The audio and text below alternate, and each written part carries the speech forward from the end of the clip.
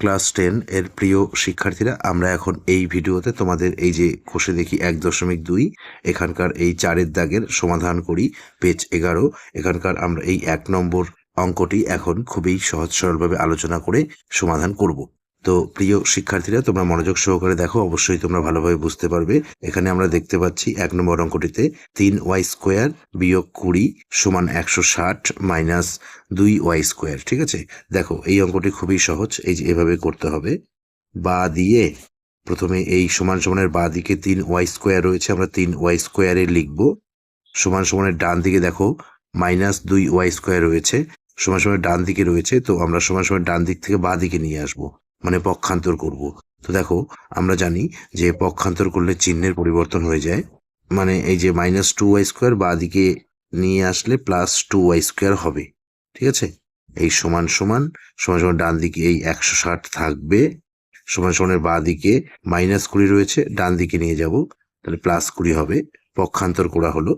বা এখন দেখো এই যে সমান সমানের বা দিকে প্লাস, এখানে কোনো চিহ্ন নেই মানে প্লাস রয়েছে, প্লাস 3y² প্লাস 2y², 3টি y² আর 2টি y² হয়ে যাবে 5টি y² সমান সমান এই যে 160 প্লাস 20 প্লাস 160 প্লাস 20, তাহলে হয়ে যাবে 160 আর 20 যোগ করলে হবে তোমার 180। বা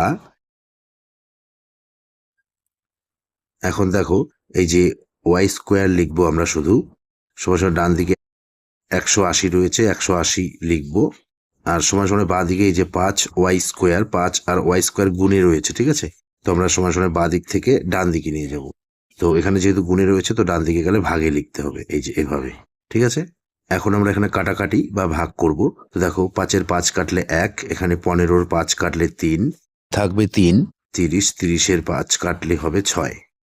বা দিয়ে আমরা এখানে পাচ্ছি y² সমান এই 36। সুতরাং আমরা এই y সমান পাবো প্লাস মাইনাস 6। আমরা এখানে এই যে y² এর y লিখলাম, মানে বর্গমূল করলাম। তো একইভাবে এই যে 36-এর বর্গমূল হচ্ছে 6। তো এই অঙ্কটির ক্ষেত্রে এখানে প্লাস মাইনাস দিতে হবে, কারণ এই সমাধান অঙ্কগুলি আমাদের চলসংখ্যার 2টি করে মান লাগবে। ঠিক আছে, তো একটি হচ্ছে +6 আর একটি হচ্ছে -6। সুতরাং আমরা অ্যান্সার পাচ্ছি নির্ণেয় সমাধান y সমান পাচ্ছি +6 আর -6।